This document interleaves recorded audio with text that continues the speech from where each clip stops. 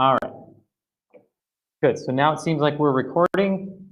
And let me open up the window here.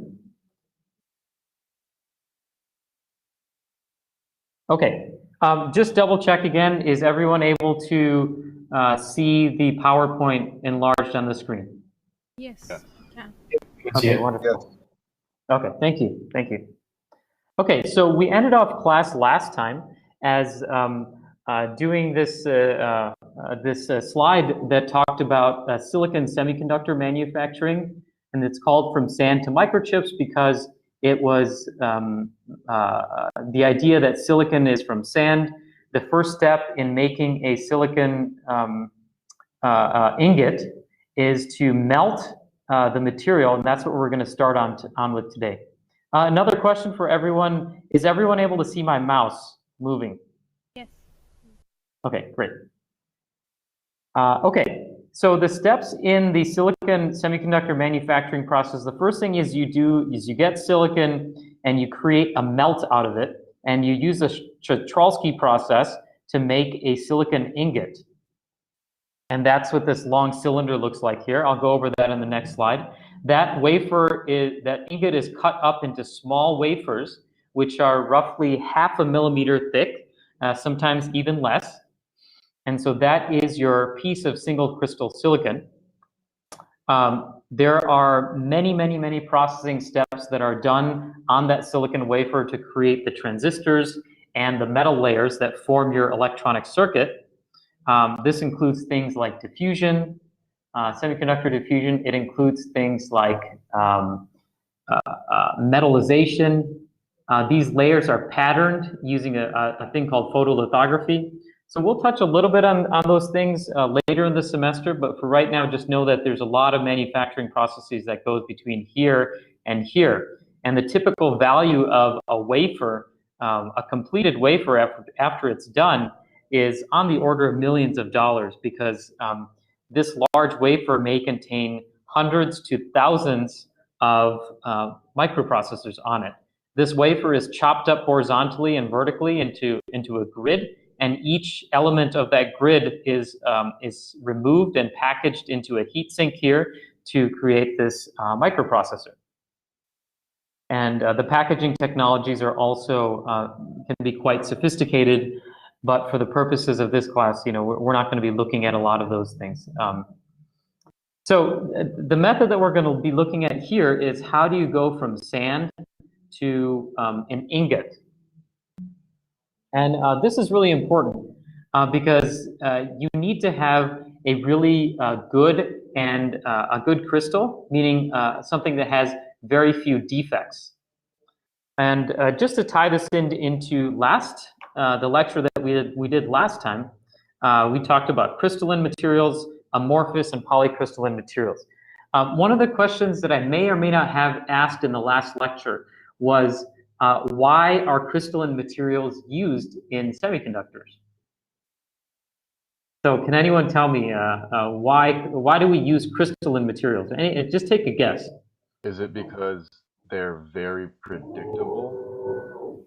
Yes, exactly. Thank you, Dave. Crystalline materials are predictable. Can someone else tell me why are crystalline materials repeatable?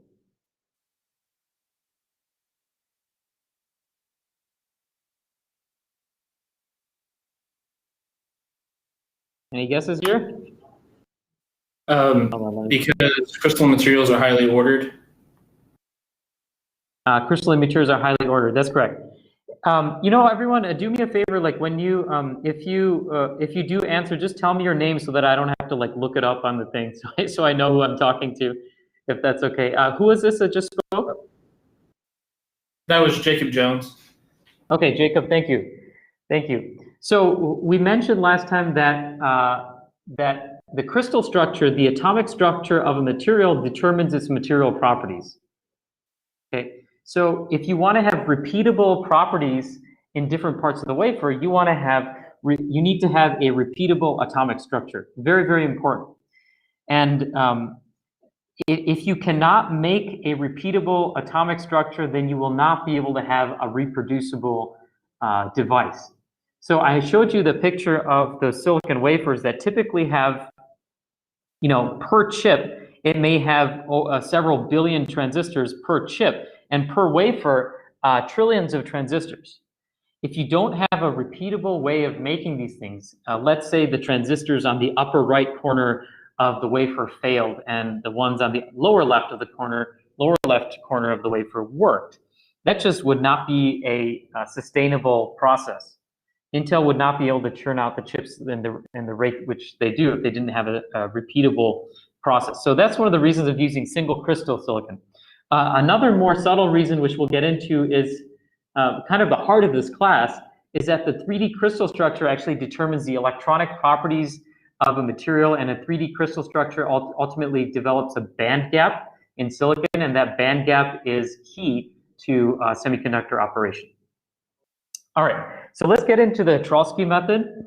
This is the method that's used to form the single crystal silicon ingot with very low defects. You know, you can watch this video at home if you would like.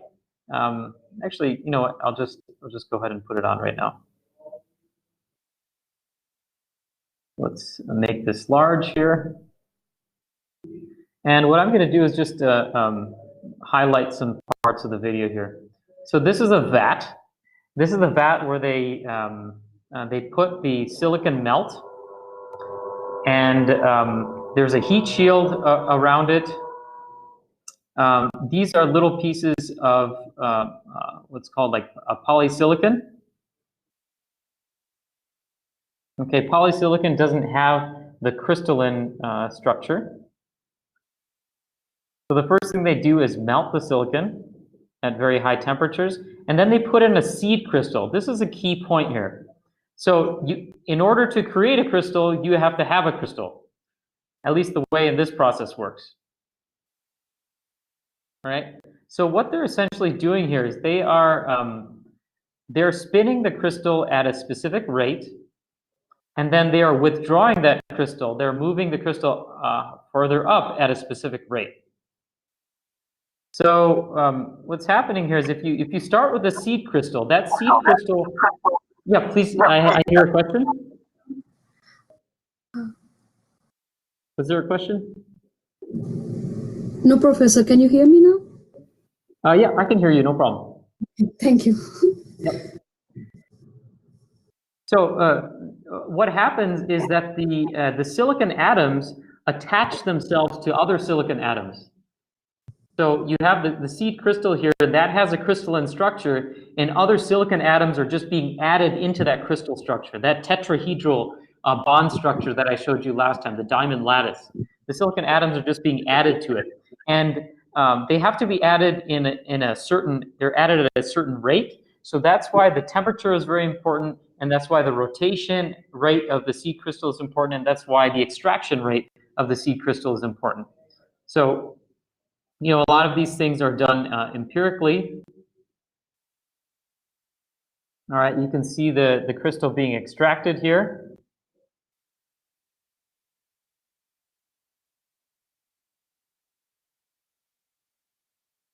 During this process, you can also dope the semiconductor, but we'll talk about that later.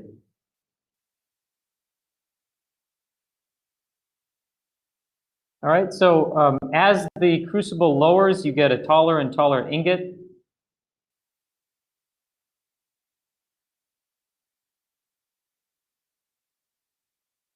All right, the next part of the process is to grind and slice it.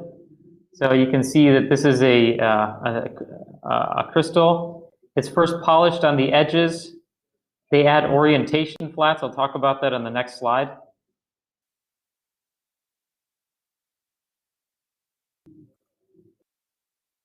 We don't need to look at the details of this. This is a step. The third step here is called lapping and etching.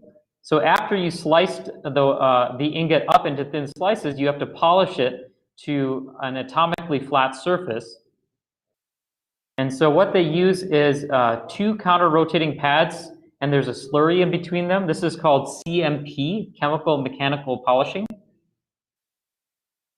So you add the slurry to the top. The slurry is kind of like a polish.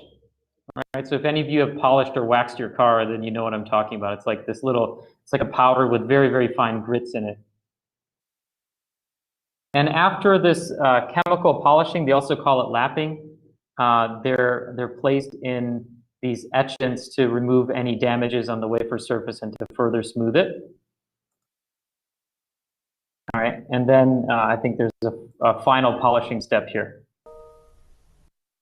to make it atomically flat. This is all done in the name of reliability, and you also need that single crystal structure in order to get your electronic properties. All right, so this is a schematic of the same process. Now, you can dope the material. We'll talk about doping more, what it needs to dope a material in the next chapter, like why you want to dope it. For right now, oh, excuse me, looks like I have this. Professor? Yes, question, go ahead. David, does the seed crystal lower with the crucible, or does it just chill on top and it just stays there after you introduce it? Could you repeat the question a little bit louder, please? Yeah, does the seed crystal lower with the crucible, or does it stay in place after it's introduced? As far as I know, the crucible is lowered at a specific rate. There's a pulling rate. So yeah, that pulling rate is a key parameter in the Czochralski method. Does the seed crystal lower as well? I don't think the seed crystal lowers, no. The crucible lowers so that the cooled, you know, when you pull the ingot out of the melt, that's how you form the ingot.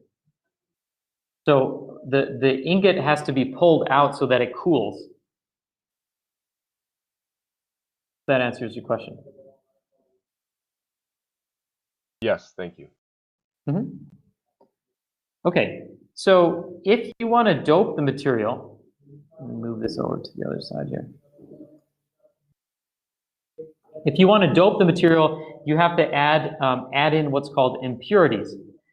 We'll talk about what the meaning of doping is later, but if you want to create an N-type material or a P-type material, then what you have to do is you have to add a small concentration of atoms like arsenide or phosphorus into the silicon melt.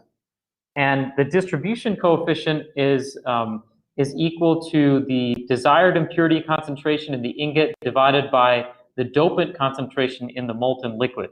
So what you're going for is a desired impurity concentration, CS, and this is our doping density, which will make a lot more sense in the next module. And the CL is the actual concentration of dopant that you want to add into your liquid. So this is part of your recipe. How much sugar should I add? You know, how much dopant should I add into the mix? And the units for this is in volume, 1/centimeter cubed. This KD, the distribution coefficient, is a constant for certain, you know, it's a constant for a given type of process and a given type of dopant. So for example, phosphorus will have a certain distribution coefficient. So this distribution coefficient allows you to figure out how much to add in order to get a certain doping concentration. You'll have like a simple homework problem on that. Another method for making semiconductor crystals is what's called epitaxial growth. So this is not done using a melt, rather it's done using literally what's like something like atomic layer deposition, where you're growing things by depositing atoms one atom at a time. And as you can imagine, epitaxial growth is quite slow. It's also, the systems to do this are quite expensive, but there's a lot of flexibility that epitaxial growth systems have that the Czochralski method does not have. So this is an example of what an MBE system looks like, molecular beam epitaxy. And this is one of 3 types of epitaxial growth machines. So since this is not a fabrication class, we probably won't have enough time to get into all the details of these, maybe later in the semester, but we'll see about that. But with MBE, what you do is you will create a vacuum, and you'll put the substrate in the vacuum. Now, the substrate is the material that you want to grow your atomic layers on. So, for example, if we can start off with the gallium arsenide substrate, which is a 3,5 material. It has the zinc blende lattice, as we talked about in class last time. Gallium arsenide is a semiconductor material that can give off light under certain conditions because it's a direct bandgap semiconductor. But there's a lot of interesting things you can do with gallium arsenide by tuning the materials that you deposit on it. So, for example, aluminum gallium arsenide has a slightly different band gap than regular gallium arsenide. And as we talked about in the first module, if you change the band gap of a direct band gap semiconductor material, you can cause it to emit light at a different wavelength. So, you know, if you want an infrared LED operating at 850 nanometers, you might have a certain type of mixture of gallium arsenide and aluminum. To get 950 nanometer wavelengths, you might have a different ratio of gallium arsenide and aluminum. You can add other materials onto the substrate to tune the band gap. So that's one cool thing that you can do with epitaxial growth. And this is a schematic of what the system looks like. You have the substrate here. The substrate is placed in vacuum. And then you have all these crucibles of different materials that you can add into it. Notice with the Czochralski method, you basically just have one big vat of material. So the material, the crystal or ingot that you make is relatively uniform. It has the same properties everywhere. But what you can do with MBE is that you can turn on or off each of these crucibles by opening the shutter. And so you can deposit a little bit of silicon on there, then you could deposit aluminum, then some gallium, you know, in whatever sequence that you want. And that sequence will determine the layers that you put onto the system. So this example, if I zoom in here, you'll see a TEM image of a material that was made using MBE. And what you can see at the bottom is a gallium arsenide substrate. This 100 is the crystal direction, by the way. So now you know about Miller indices, so you know what this means. This scale bar here shows 10 nanometers. So the length of this line is 10 nanometers. And what you see here is a series of black and white lines. Each one of those things is one MBE layer. So the way they're making this material is that they're just alternating deposition. They're alternating layers of gallium with arsenide or one of these other materials. And they're able to create an alternating material like this. So the materials like this have very unique band gaps and band structure properties that can be useful for detectors and so forth. So the cool thing about MBE is that each one of these lines is just 4 atomic layers thick. It's just a few angstroms, to a nanometer or so thick. You can make extremely thin layers using MBE. Some of I mentioned these, the advantages of MBE is the ability to create alloys or mixtures of materials for tuning the electronic properties. Some of the disadvantages is that MBE requires high temperatures. Some of the, you can get as low as 400 degrees, but some of the other processes require, in excess of 600 degrees or in excess of 800 degrees or so. Still, it's less than the Czochralski method, which requires much higher temperatures. The other disadvantage here is that MBE requires vacuum, so you have to pump down the chamber to very low pressures in order for this atomic layer deposition to work. And the third thing, of course, is that it's also a slow process because you're depositing things one atomic layer at a time.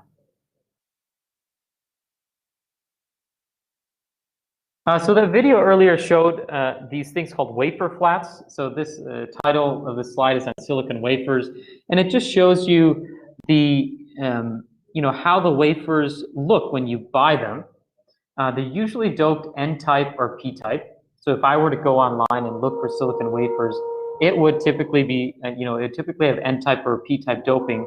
You can also get undoped silicon wafers, but nowadays seems most people get doped ones, so they're more easier to find. Common diameters, 50 to 300 millimeters. I'll show you a slide on that next slide. The wafer flats describe the crystal orientation and whether it is P-type or N-type. So for example, one of the most common types of wafers that you'll find on the market is the 100 P-type wafer. So what that means is that there is a flat on the bottom, and that flat indicates where the 100 vector is. The 100 vector is perpendicular to this line here. So you know that this flat is along the 100 plane. So because of plane symmetry, because of crystal symmetry, the surface of a 100 wafer is also it's also a 100 crystal plane. Okay, so the other types of wafers that are less common but also available, there is the N-type 100 wafer. There's the P-type 111 wafer, which has a similar flat on the bottom, and an N-type 111 wafer, which has a flat on the bottom and another flat on the side. So the orientation, the location of these flats, which is basically where they cut the wafer on the sides, sort of identifies what type of silicon wafer it happens to be. Professor, question? Yes. So, so if you look at the N-type wafer with 100, so it has cuts on the bottom and on the top side, right? So which means that the vector 100 is perpendicular on both the sides then for that wafer? Correct.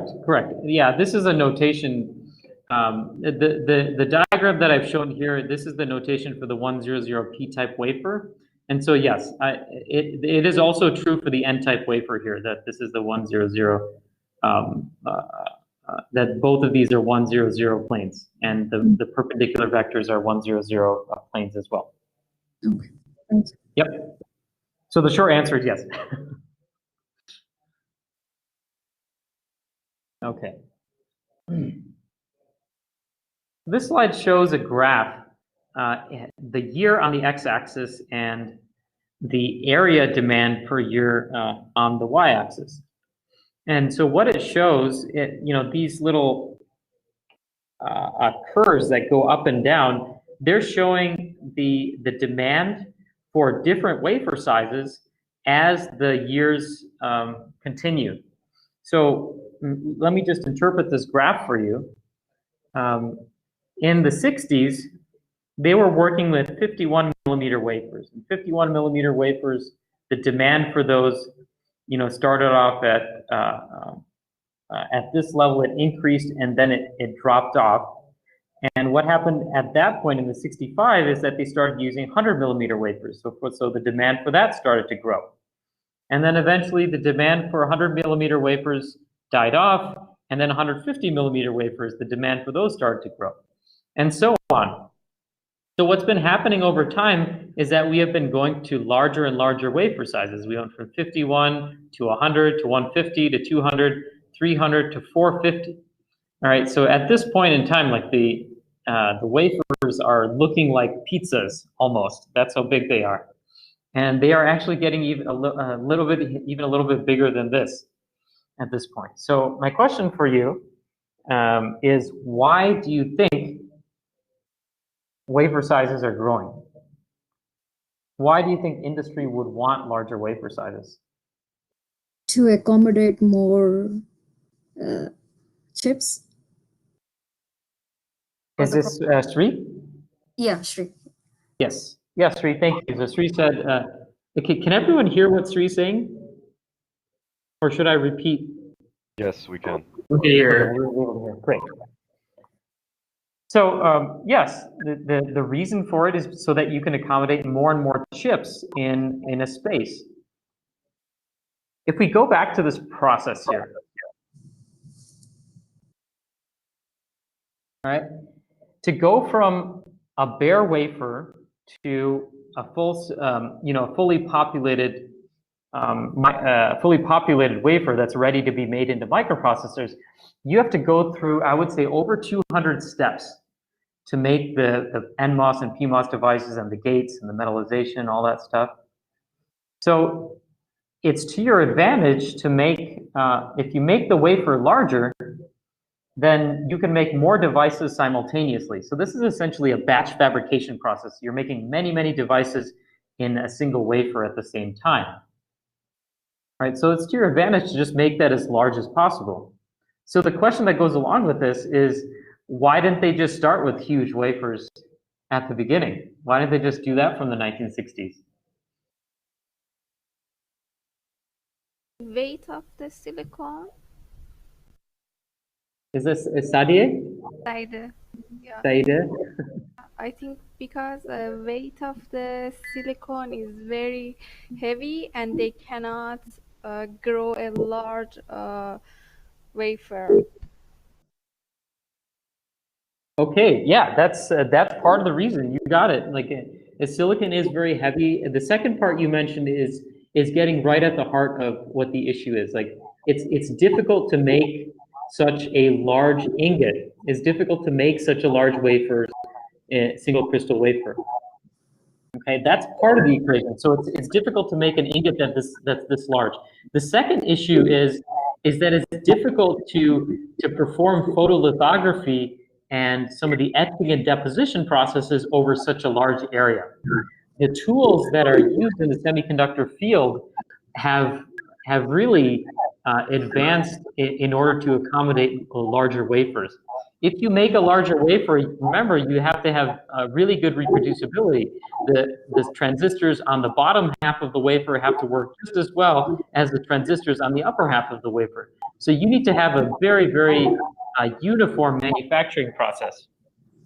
I like to think about this in terms of pizza. So, like if you have, you don't want the pizza to be burned on one side and then undercooked on the other. So in order to have, in order to make sure that doesn't happen, you have to have a very good oven, an oven with very uniform temperature profiles across there, uniform temperature from one side of the oven to the other. And you also have to have very controlled processes, like as the pizza is going through there, it's going through at a very well-controlled rate, so that wafer 1 looks exactly the same as wafer 2, looks exactly the same as wafer 3. When you add your ingredients to the pizza, you have to add very, very precise amounts to make sure that one side of the pizza doesn't have more cheese than the other. And so this is all tongue-in-cheek discussion, but similar things apply to silicon wafer production. All the steps of photolithography, metal deposition, doping and such have to be done in a very, very uniform way. And so because those processes have become more uniform, we're able to handle larger wafer sizes. Okay. So that's the first trend, is that silicon wafer sizes are growing. And the other trend, of course, I mentioned before, is that transistors are getting smaller. So this was the 4004 processor in 1971, the 2012 processor. By that time, there was already a 4000x improvement in speed, 5000x reduction in the amount of power per transistor, and amazingly, a 50,000x decrease in the cost per transistor. The dollar per transistor has been quite amazing. And just to touch on some of the things we talked about in Module 0 and the beginning of Module 1, is that as Moore's Law has been progressing, Intel and other companies have had to do more innovations in how they make transistors in order to keep this trend going. 2003, they were at 90 nanometers. They were using a material called strained silicon. That's by doing certain types of doping to the material in order to strain the lattice. And by straining the lattice, you get higher mobility. In 2005, they were using a 65 nanometer process. 2007, a 45 nanometer process. because the gates were getting so thin, in order to maintain capacitance, they started to have to use high dielectric materials. If this doesn't make any sense, it's okay. Just know that it's one of the things that they had to do for a few years. And then they've been using high K metal gates since then. In 2009, they started going to the 32 nanometer process. By the time they moved to 22 nanometer process in 2011, they had to switch to the tri-gate transistor, which I mentioned in the last module. This is a 3-dimensional transistor. And in order to get to 7 nanometers in the future, they're looking at 14 nanometers now, 10 nanometers and 7 nanometers in the future. I showed you a slide on what IBM is doing for the 7 nanometer node. They're doing what's called the all-around transistor, where you have the gate material on all 4 sides of the semiconductor rather than 3. All right. Let's talk a little bit about crystal defects now. This is stuff that I recently added, but it's an important point. It relates to fabrication, reproducibility, and it also relates to, more importantly, doping, which we'll talk about. So we've seen what a perfect crystal looks like. A perfect crystal lattice looks like just a plain grid, and there's none of these weird defects in there, okay? But in reality, crystal defects can occur. Sometimes they occur as a result of imperfect manufacturing processes. They occur on accident. So let's say you're doing the Czochralski process and you cool down the ingot too rapidly, and it creates a grain boundary. So that's an example of a defect. So a dislocation, this is what a grain boundary might look like here. An atom didn't get added, and that caused the whole lattice to become displaced here. There's other types of defects which are intentionally introduced into the semiconductor to change the properties. If you want to change a silicon from an intrinsic silicon to N-type or P-type, again, we'll talk about this in Module 3, you have to add impurities in there. All right, and these are called substitutional impurities. So this is up here on the right, upper right corner here. A substitutional impurity is where you replace a silicon atom with a different atom. So let's say you replace silicon with arsenic or phosphorus. Depending on what atom you replace the silicon atom with, it will introduce extra electrons or it will introduce extra holes. That's what doping is all about. Changes the properties of the semiconductor, and we do that intentionally. And we do substitutional impurities at a specific concentration. We want to have a certain number of these impurities in the crystal per centimeter cubed. So other types of impurities include interstitial impurities. This is where a small impurity atom fits between the atoms in the lattice. So the difference between 2 and 4 here is that here we're actually, let's zoom in here. Instead of replacing an atom, we're adding a small atom into the lattice that doesn't replace the silicon, but just it's inserted into the space between the silicon atoms, and it causes the lattice to expand or strain in that area. Straining the lattice like this can change the mobility properties and the band gap properties of the material. And then the other type of defect is a vacancy. This is where you have, looks like I wrote the same, I copied and pasted here. So please ignore this, where it says small impurity atom that fits between the lattice. A vacancy is just as it shows here. It's a missing atom in the lattice, and that causes the atom to sort of collapse. It causes the lattice to collapse a little bit in that area. And that can also cause straining effects in the lattice, change the electronic properties and mechanical properties of the material there. Hey, quick question. So what if a new atom is introduced, what would have to happen for it to be interstitial versus substitution? If that makes any sense. Like, why would it happen that way sometimes? Excellent question. Who is this? This is Jake Marava. Okay, Jake, yeah, great question. So it's a great question because it actually fits into some of our other discussions previously in the chapter. So remember how we talked about, let me just go back there just because it's easy. We talked about silicon bonding here, right? So silicon and bonds with 4 other silicon atoms around it.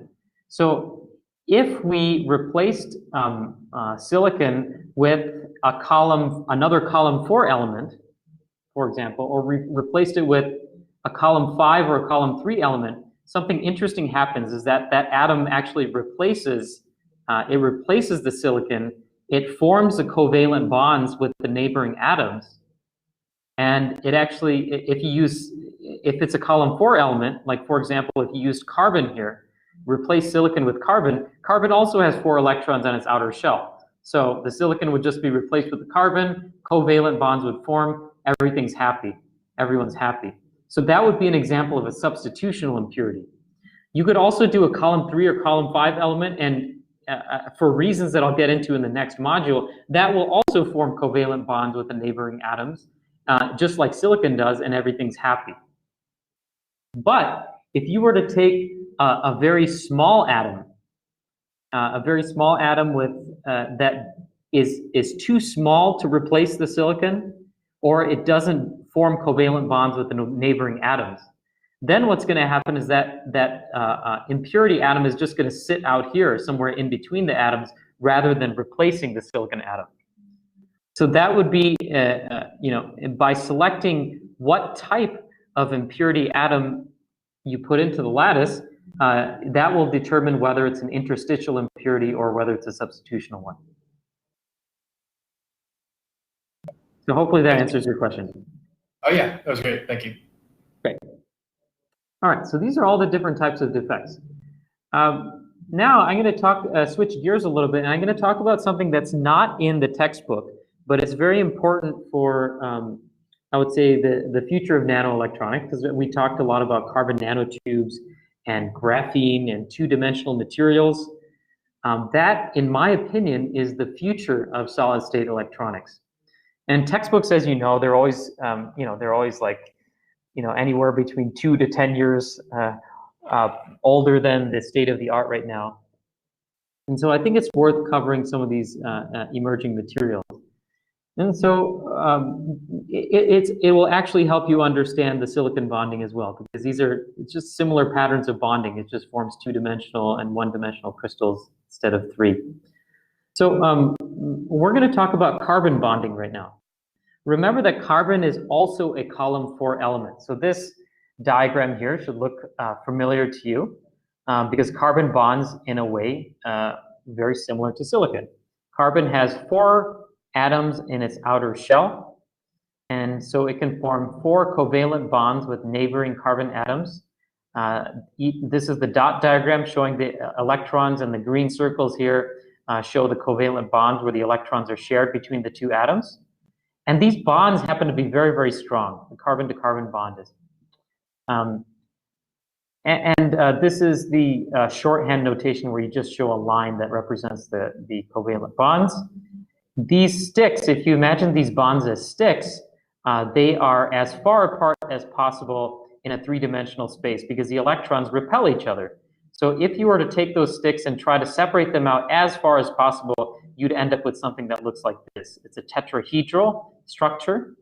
This is where the bond angles have a roughly 109.5 degree angle between them. And they are separated as far out from these bonds. These sticks are separated as far apart from each other as possible.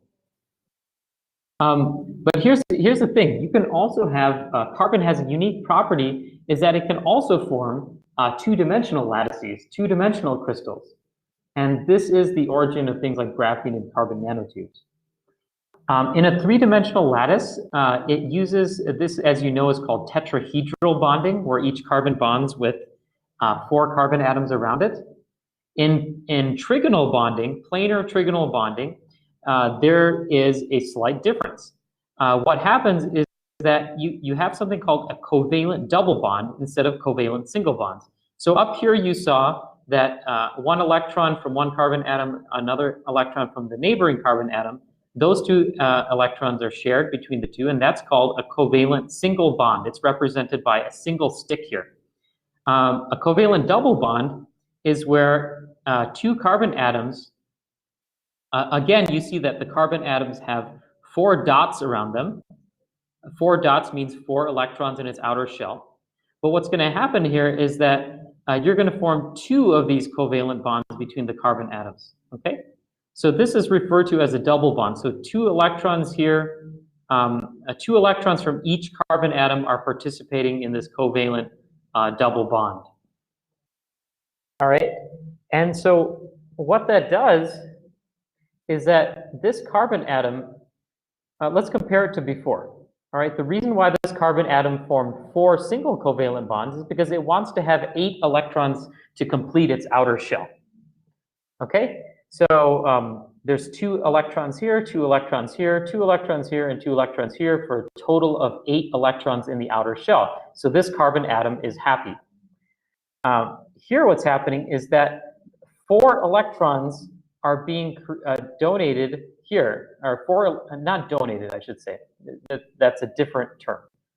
4 electrons are being shared in this double covalent bond. So already 4 electrons are being provided to this carbon atom here.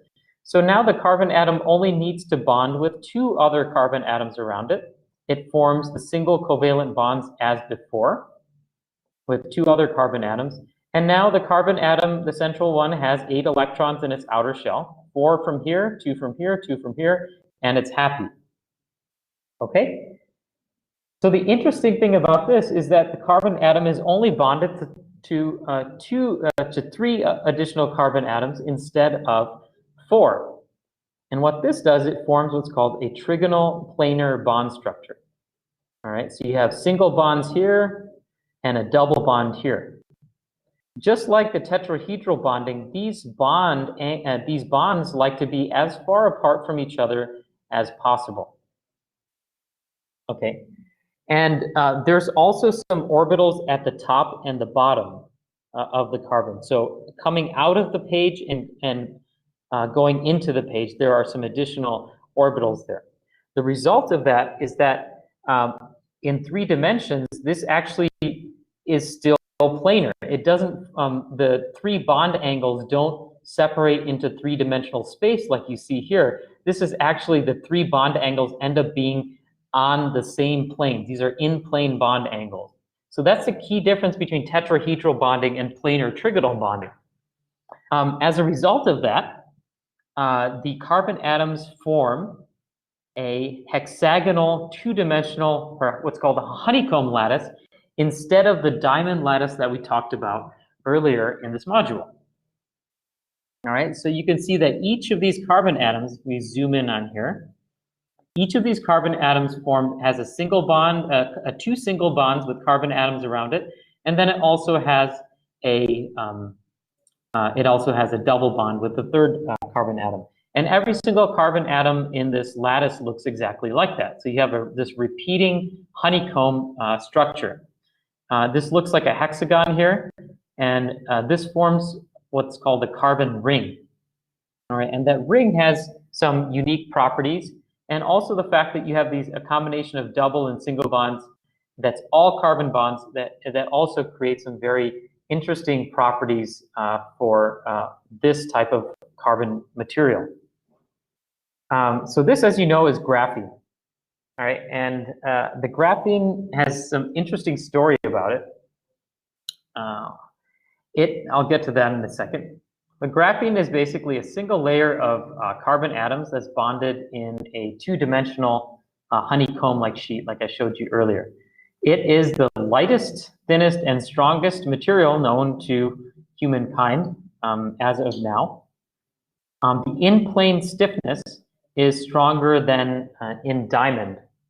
And the reason why has to do with the types of molecular bonds between the carbon atoms. Okay, and these carbon-carbon bonds in plane happen to be very, very strong, and that's the reason why this can be stronger than diamond. By the way, this diagram here, it does not show where the double bonds are. It only shows them as sticks showing single bonds here. but it shows you the distance between them. That's about 0.142 nanometers distance between the carbon atoms. As a result of this structure, I mean, this is essentially a material that's one atomic layer thick. And so the electrons can only flow in 2 dimensions.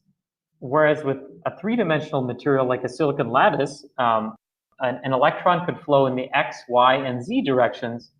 But here, you can see it can only flow in the x and y directions. Okay, it flows in a single plane. That, along with the fact that you have reduced collisions of electrons in graphene, that is what gives graphene a very high electrical conductivity. And it turns out the thermal conductivity for graphene is also quite high. So it has like very, very high stiffness, it has very high electrical conductivity and a very high thermal conductivity. So people are very, very interested in this material for many, many applications. And so it's become an area of very intense research over the last 10 years. And you can bet that in your lifetime, you guys are going to see some really amazing things as a result of that depend on graphene-like material, especially in the areas of probably flexible electronics. So graphene tends to be very flexible. It's very stiff in plane, but out of plane you can bend it. It's very flexible. So you can see things like this where the sheets of graphene, very, very thin, atomically thin sheets of graphene, extremely conductive, they're transparent, high thermal conductivity. So I just want to share with you a cool story about graphene. Does anyone know the story of graphene, by the way? If anyone does, feel free to chime in here. Giamin Novoselov won the Nobel Prize in 2010 for work they had just done a few years earlier. And this is very surprising in the world of the Nobel Prizes, because often a researcher has to work, through decades in their career, and 10 years later or 20 years later, when people realize the significance of that contribution, then they'll be awarded the Nobel Prize. But in this case, it was awarded just a few years after the discovery, probably because people realized the potential of this material. Now, this thing I showed you earlier with the this trigonal bonding with graphene and the fact that it's a single atomic layer, in the early 2000s and before 2000s, people didn't know if such a structure would even be chemically stable. So they didn't actually know if such a structure could even exist. And that's one of the reasons why the Nobel Prize was awarded to them, is that they showed this that the structure could exist. But the funny thing about it, which I've always found amusing, is that the way they synthesized graphene was using Scotch tape, believe it or not. They took a block of graphite. This is what graphite looks like. For those of you who don't know what graphite is, the old lead pencils. Any of you have used a lead pencil? They used to be made of lead, and once they knew that it was toxic, they switched over to using graphite. The block at the end of the pencil is basically graphite. And so what they did is they took a block of graphite, and graphite actually consists of multiple layers of this two-dimensional carbon material. So it consists of 2D sheets that are basically stuck together.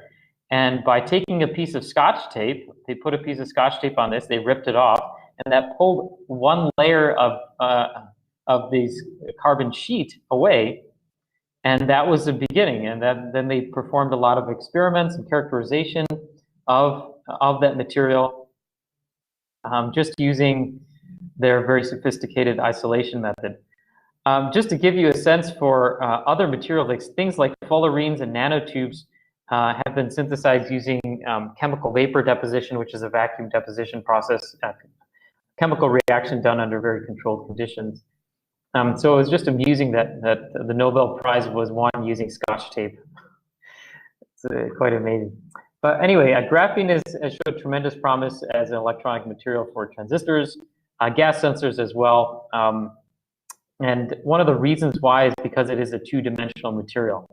If you deposit a gas on top of this, the gas will actually interact with the carbon atoms here. It'll change the conductivity of the graphene material, and then it'll become like a potentiometer. When the gas adsorbs, the resistance changes. It's pretty interesting way to do biosensing. Okay. Now, what time are we at right now? Okay. And then the last thing I think I'd talk about is the actually, let me just show this real quick. I'll come back to the 1D in a second. Graphene, as I said, was, they first found it in 2010, and it was synthesized with Scotch tape. They call it exfoliation. But nowadays, they've come up with more controlled ways of making graphene using the technique I mentioned earlier, chemical vapor deposition. And so there are ways to control and ensure that you have a single layer of graphene.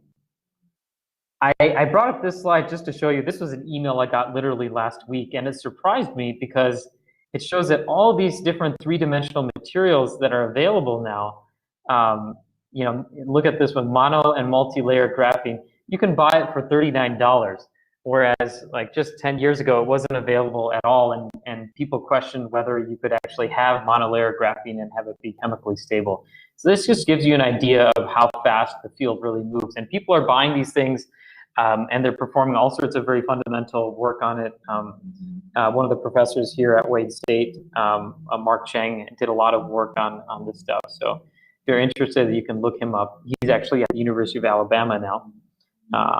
But yeah, if you're interested, you can look up some of his work in this area. And so 1D crystals. 1D crystals are carbon nanotubes. And I should say 1D, the reason I'm saying 1D here is because electrons flow in a single direction. So in traditional silicon, electrons can move in the X, Y, and Z directions. In a sheet like graphene, it can only move in 2 dimensions. And in things like carbon nanotubes, electrons are moving in a single direction, right? The way that you I should say make a nanotube. I say the way that you can picture a nanotube is if you take a sheet of carbon atoms, like basically graphene, which forms this honeycomb, and then if you were to roll it up, okay, and you roll it up and a bond forms so that it forms a tube. Okay, so this is, if you look at this roll from the side, you'll see a ring of carbon atoms. And, it's not formed by rolling up a sheet of carbon. You don't actually roll up a sheet of carbon atoms to make nanotubes. It's just a way for you to visualize and think about it. The way that carbon nanotubes are actually synthesized is using techniques like CVD. But in any case, this just goes to show you the different types of nanotubes that form based on how the sheet is hypothetically rolled up. Okay, so they also call this thing chirality or orientation of the nanotube. If you have a nanotube that's sort of that's rolled up in this direction, they call that the armchair configuration. Then just kind of sort of a diagonal configuration. Then the structure looks something like this, and the interior looks something like this. A zigzag pattern is where you're basically rolling it up horizontally. And these numbers, by the way, represent the coordinates. So 5, 5 means you move over to the right 5, you move up 5. So it's a diagonal line that you're rolling over. I think I hear a question. Does someone have a question? Professor? Yes. Shri here. So what's the difference between all these 3 different kinds of structures? Is it efficiency or something else? That's a really good question. I know they have different transport properties, but I don't know the details of that. I don't think I can give you a specific answer on that, but they do have different transporting properties, and so they would have different conductivities. So Okay. if you're interested, I would encourage you to check out, just click on this link in your notes and you can look at that paper. There's also papers here. This is a very well-known, highly cited review on methods of synthesizing nanotubes that you could also look at as a starting point. Okay. Thank you. Yep. Sorry I couldn't completely answer your question, but hopefully if you look here, you can find the answer here. The chiral one here is just, if you took a vector 7,3 and then you rolled it up along that axis, you'd see something like this. So another thing that differentiates different types of nanotubes is whether it's single wall or multi-wall. If you imagine that you took a single roll like this and then you rolled up another sheet of carbon atoms around it, and maybe a third one or a fourth one, those would be called multi-wall nanotubes. Whereas if it's just a single layer of carbon atoms rolled up, that's called a single wall nanotube. And whether you have a single wall or multi-wall, whether you have zigzag, armchair, or other chiral helicities, it all depends on the growing conditions, conditions in which you grow the nanotubes.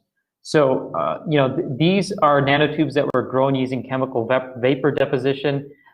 Basically, you have a substrate, and this is a very, very general description. You start off with a substrate like copper, and then you put it under vacuum first to get rid of all the atmospheric gases, and then you flow in a combination of gases that react with the substrate at high temperatures and under vacuum conditions, and very, very slowly they react in a way where they assemble molecules one by one to basically grow this forest of nanotubes. Okay, and these are all SEM images. Depending on the growth conditions like temperature, the concentration or flow rate of the gases, the composition of the gases, and so forth, you can get single wall or multi-wall nanotubes. You can control the diameter and the height of the nanotubes, and so on. All right, so these would be called the carbon nanotube bundles. And I hope this gives you an appreciation for the carbon nanotube computer that I mentioned in last time's lecture. Because if you imagine just getting like many bundles of carbon nanotubes like this and then having to try to lay them out on a flat substrate in an organized manner, and where you can get a few thousand transistors working properly using these nanotubes, I mean, that's a really big engineering challenge. Some of the reasons why people are very excited about carbon nanotubes is they have 1,000 times higher conductivity than copper wire. And this is due to the perfect atomic structure within the tube. You have a perfect ring of carbon atoms, no defects. And there's something called ballistic transport that happens in nano devices that we don't model, that typically don't happen in three-dimensional devices. Carbon nanotubes, in terms of mechanical properties, they have very high mechanical strength in the axial direction. The axial direction is this direction, and they're 10 to 100 times stronger than steel at a fraction of the weight. In the radial direction, they're flexible. So the radial direction is this direction, the horizontal direction here across the tubes. This is axial along the length of the tube, and then this is radial is orthogonal to that. So they're flexible in the radial direction, so you can take nanotubes and tie them up in little knots like this. I don't quite remember why they did this. Maybe it was just to make a very beautiful picture, but it just goes to show that that these tubes are very flexible in the radial direction. So again, nanotubes have a lot of interesting applications in flexible electronics for that very reason. They're grown using CVD, I mentioned that, arc discharge and laser ablation. There's many different methods. If you're interested in manufacturing techniques for nanotubes, this would be the paper to look at if you want to grow them at home or something. I'm just kidding. Yeah, but you can look at that paper for information on how to make carbon nanotubes. They'll give you an appreciation for it. Okay, so this is the summary and take-home points. We're at 6:30 right now, so we'll switch over to the next lecture. in a minute. But the summary and take-home points here is that you have crystalline and amorphous materials and polycrystalline materials. We talked about those. We talked about simple unit cells. We talked about Miller indices as a way to define what a unit cell is. We talked about volume density and area density. You'll have some homework problems here on both. Column 4 elements tend to form elemental semiconductors. 3, 5, and 2, 6 materials are binary semiconductors, which combine. You have to have equal parts of both materials to form the lattice, and these form zinc blende lattices. We talked about atomic bonding in silicon and carbon. I think one of the differences there is that silicon tends to form tetrahedral bonding in most circumstances. Carbon can form hedral bonding and trigonal planar bonding. So carbon, you can make 3D, 2D crystals out of them, and you can even make 1D crystals. You can make nanotubes out of carbon. So this is why carbon is an area of intense research right now. I didn't mention this, but 1D carbon is the nanotubes, 2D carbon is graphene. Does anyone know what 3D carbon is? Diamond? Yeah, that's right. That's right. This is Jacob Jones, by the way. Yep. Jacob knows. Maybe he's has gotten married or getting engaged, so he knows about diamonds. I'm kidding. No, I learned about that actually when an MSU professor, Dean Aslam, he did a lot of work. When I was in grad school, he did a lot of work on using CVD techniques and epitaxial techniques to make diamond in the lab. I thought that was pretty cool. He was growing diamond semiconductors in the lab to do various types of electronics applications and so forth. But thank you, Jacob. Appreciate that. Manufacturing techniques, the last point here is manufacturing semiconductor materials is just as important as the material itself. We have industrially scalable ways of making three-dimensional semiconductors.